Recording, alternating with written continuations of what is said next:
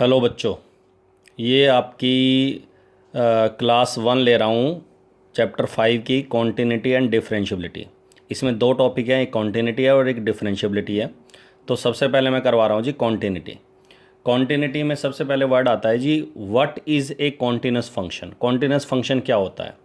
तो कोई भी फंक्शन या ग्राफ या मैप जिसको हम बिना किसी शिफ्टिंग के, बिना किसी गैप के, बिना किसी ब्रेक के ड्रॉ कर सकते हैं, उसको हम बोलते हैं जी कॉन्टिन्यूस फंक्शन। जैसे एक स्ट्रेट लाइन मैंने यहाँ ड्रा की हुई है। अब ये स्ट्रेट लाइन में कोई गैप नहीं है, कोई ब्रेक नहीं, कोई शिफ्टिंग नहीं है, तो ये कैसा है? कॉन्टिन्यूस फंक्शन है। इसी तरह ये ग्राफ ड्रा किया हुआ है, ये आपका जाना पहचाना ग्राफ है, साइन एक्स का ग्राफ है ये। तो इस ग्राफ में आप देख रहे हैं लगातार ड्रॉ कर रखा है, इसमें मैंने कोई एक्स की किसी वैल्यू पर कोई गैप या कोई ब्रेक नहीं है, तो इसको हम क्या बोलेंगे? Continuous function. ठीक है। इसी तरह एक और ग्राफ है, इस ग्राफ में आपने देखा कि अगर एक्स की से छोटी वैल्यू लेते हैं तो -1 है वाई की वैल्यू, फंक्शन की वैल्यू। 0 से बड़ी वैल्यू लेते हैं, ठीक है, तो 1 है।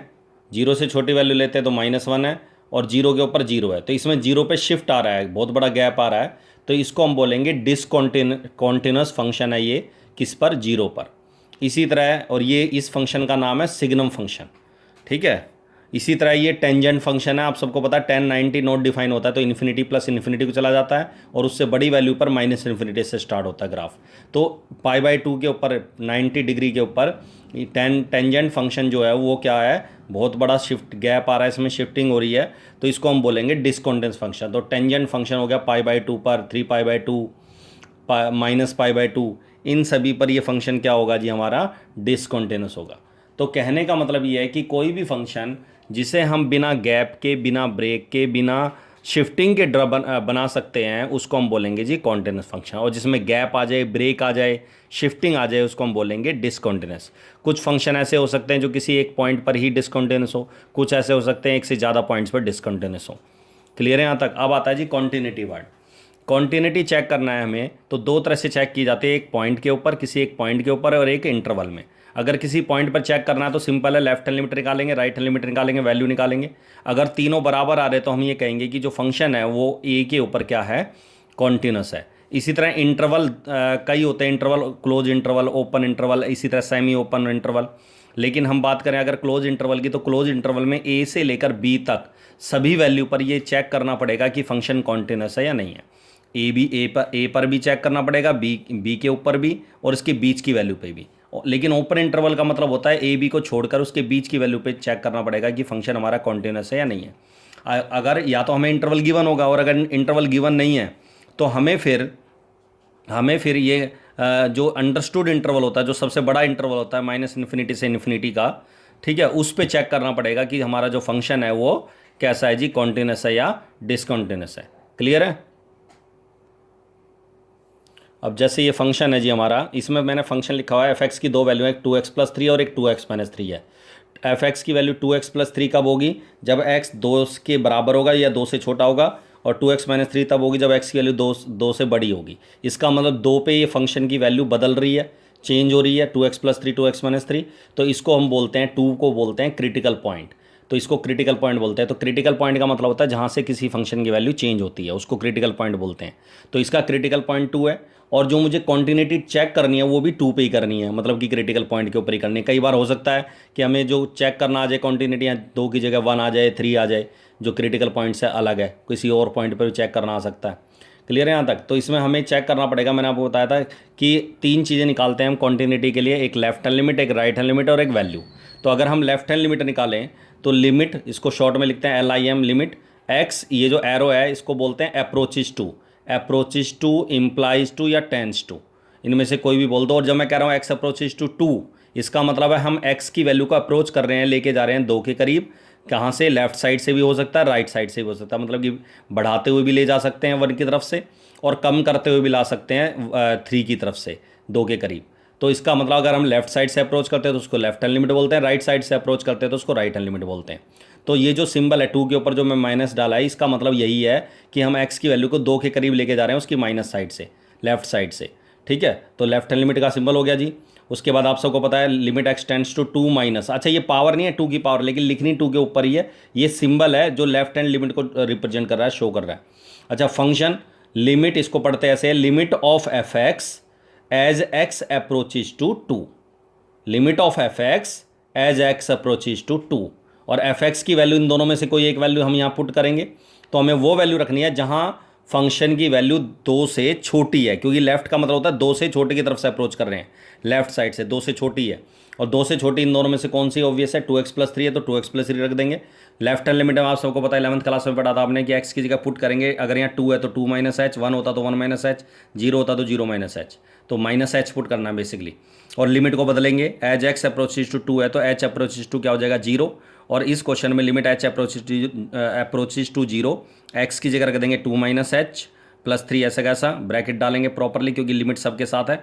इसलिए जब आप इसकी लिमिट लेंगे h की जगह 0 पुट करेंगे, डायरेक्ट पुट करेंगे लिमिट निकालने के लिए, तो यह आ जाएगा 2 × 2 = 4 + 3 7, इसकी लेफ्ट हैंड लिमिट आ गई जी 7। इसी तरह राइट हैंड लिमिट निकालेंगे जब आप, तो इसमें राइट हैंड लिमिट में लिखते हैं x tends to 2 plus symbol है राइट के लिए, राइट हैंड लिमिट का सिंबल होता है प्लस, राइट की तरफ से अप्रोच कर रहे हैं एफ एक्स।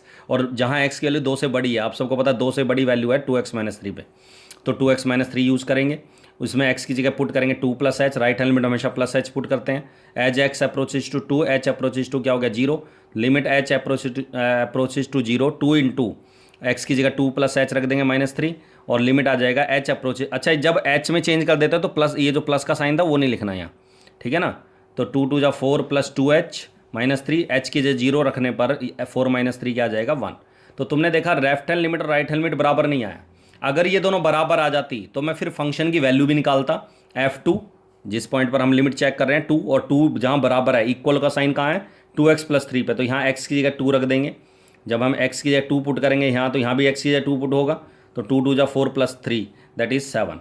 लेकिन इसका यूज़ तब करेंगे जब ये दोनों बराबर आ रही होंगे, लेकिन इन दोनों में बराबर नहीं आ रही, लिमिट एग्जिस्ट ही नहीं कर रही। आप सबको पता है लेफ्ट लिमिट राइट लिमिट बराबर नहीं आ रही, तो लिमिट एग्जिस्ट नहीं कर रही, और जब लिमिट एग्जिस्ट नहीं करती है तो हम ये कहते हैं कि जो फंक्शन है वो डिसकंटिन्यूस हो जाएगा किसके ऊपर, 2 के ऊपर, जिस पर हमने चेक करा है। क्लियर है यहाँ तक? इस तरीके से चेक करेंगे।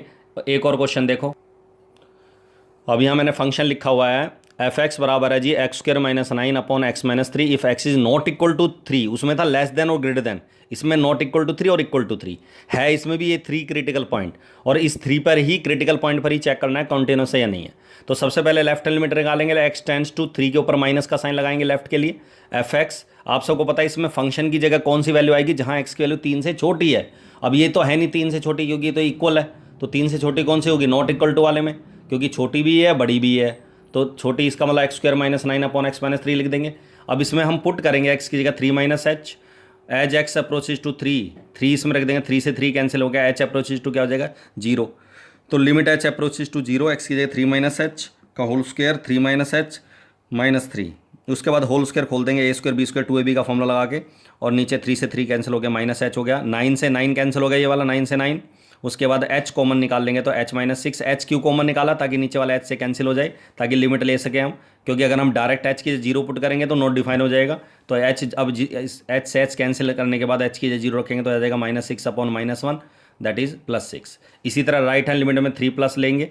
अब 3+ में जहाँ x की वैल्यू 3 से बड़ी है, 3 से बड़ी कौन सी है जी, x² - 9 / x - 3, 3+ वैल्यू पुट कर दी, x की जगह 3 + h पुट करेंगे तो लिमिट h टेंड्स टू 0 हो जाएगी, वही limit h approaches to 0, 3 + h का होल स्क्वायर -3, 3 से 3 कैंसिल हो जाएगा, इसका होल स्क्वायर खोल के 9 से 9 कैंसिल हो जाएगा, h कॉमन निकालेंगे कैंसिल करेंगे, तो उसके बाद h की 0 पुट करने पर इसकी वैल्यू भी क्या आ गई 6। आपने देखा left hand limit right hand limit दोनों बराबर आ गई, तो इसका मतलब अब हम तीसरी वैल्यू निकालेंगे जी, दैट इज f3, मतलब कि फंक्शन वैल्यू। x की जगह अगर यहाँ 3 पुट करेंगे तो 3 मतलब बिल्कुल x बराबर 3 ले रहा हूँ मैं, तो x बराबर 3 का मतलब इसका इस्तेमाल करेंगे 0 आएगा, तो जहाँ x बराबर 3 होगा एफ एक्स की वैल्यू क्या आएगी 0, तो एफ एक्स की वैल्यू हो जाएगी जी 0।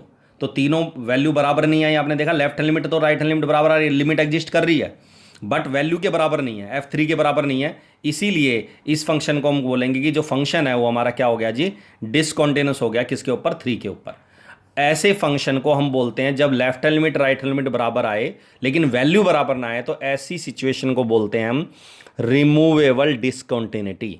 रिमूवेबल डिसकंटिन्यूटी का मतलब होता है कि इस फंक्शन को हम इसकी डिसकंटिन्यूटी को रिमूव कर सकते हैं। अगर हम इस फंक्शन की वैल्यू जो 0 थी इसकी वो 6 बना दें तो ये भी 6 हो जाएगा, तो left hand limit right hand limit और वैल्यू तीनों बराबर आ जाएंगी, तो फंक्शन क्या हो जाएगा हमारा कॉन्टिन्यूस हो जाएगा, क्योंकि तीनों क्या आ जाएंगे, बराबर आ जाएंगे, left hand limit, right hand limit और वैल्यू। तो ऐसे फंक्शन जिसमें left hand limit right hand limit बराबर है, मतलब लिमिट एग्जिस्ट कर रही है परंतु वो वैल्यू के बराबर नहीं है बस, तो ऐसे फंक्शन को हम बोलते हैं रिमूवेबल डिसकंटिन्यूटी। और ऐसे सिचुएशन में हम फंक्शन की वैल्यू को बदलकर उस फंक्शन को कॉन्टिन्यूस बना सकते हैं। क्लियर है? लेकिन हाँ, अब अगर मैं ऐसे कैसी बात करूँगा तो ये फंक्शन डिसकंटिन्यूस है। क्लियर है? अगली क्लास में हम एक इंटरवल के अंदर डिस्कस करेंगे कि फंक्शन किसी एक इंटरवल में कॉन्टिन्यूस होगा या नहीं होगा, कैसे होगा। क्लियर है यहाँ तक? चलो, दैट्स ऑल।